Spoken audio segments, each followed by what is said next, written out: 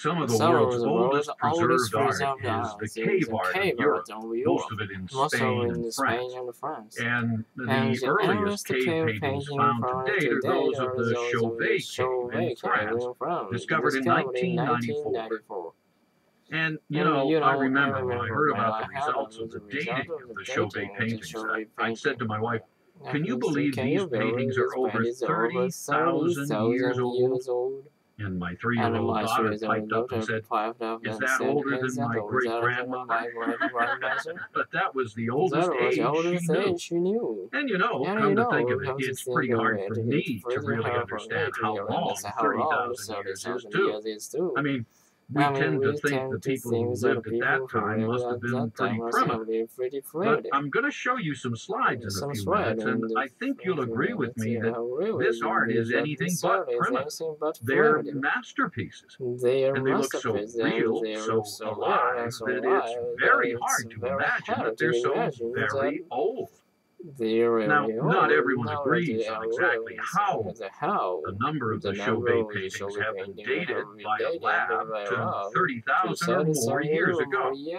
That would make them not just older than any other cave art, but about twice as old as the art in the caves at Altamira or Lascaux, which you may have heard of. Some people find it hard to believe Chauvet is so much older than Altamira and Lascaux, and they noted that only one lab did the dating for Chauvet, without independent confirmation from any other lab. But be that as it may, whatever the exact date, whether it's 15,000, 20,000, or 30,000 years ago, the Chauvet paintings are from the dawn of art, so they're a good place to start our discussion of cave painting. Now, one thing you've got to remember is the context of these paintings. Paleolithic humans, that's the period we're talking about here, the Paleolithic, the early Stone Age, not too long after humans first arrived in Europe. The climate was significantly colder, and so rock shelters, shallow caves, were valued as homes protected from the wind and rain. And in some cases, at least, artists drew on the walls of their homes. But many of the truly great cave art sites, like Chauvet, were never inhabited. These paintings were made deep inside a dark cave where no natural light can penetrate. There's no evidence of people ever living here. Cave bears, yes, but not human. You would have had to make a special trip into the cave to make the paintings, and a special trip to go see it. And each time you'd have to bring along torches to light your way. And people did go see the art.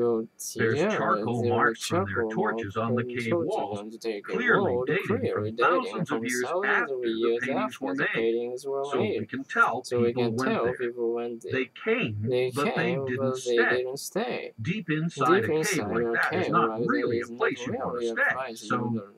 Why? What inspired the Paleolithic artists to make such beautiful art in such inaccessible places? We'll never really know, of course, though it's interesting to speculate. But getting to the paintings themselves, virtually all Paleolithic cave art represents animals, and Chauvet is no exception. The artists were highly skilled at using, or even enhancing, the natural shape of the cave walls to give depth and perspective to their drawings. The sense of motion and vitality in these animals. Well, wait till I show you the slides. Anyway, most Paleolithic cave art depicts large herbivores. Horses are most common overall, with deer and bison pretty common too. Probably animals they hunted. But earlier at Chauvet, there's a significant interest in large, dangerous animals. Lots of rhinoceros, lions, mammoths, bears. Remember that the ranges of many animal species were different back then, so all these animals actually lived in the region at that time. But the Chauvet artists didn't paint people. There's a half-man, half-bison creature, and there's outlines of human hands, but no depiction of a full human. So, why these precise animals? Why not birds, fish, snakes? Was it for their religion, magic, or sheer beauty? We don't know.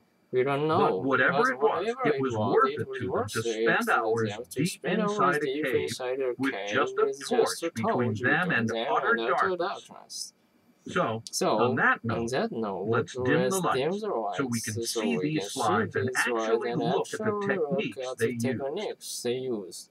Now, astronomy didn't really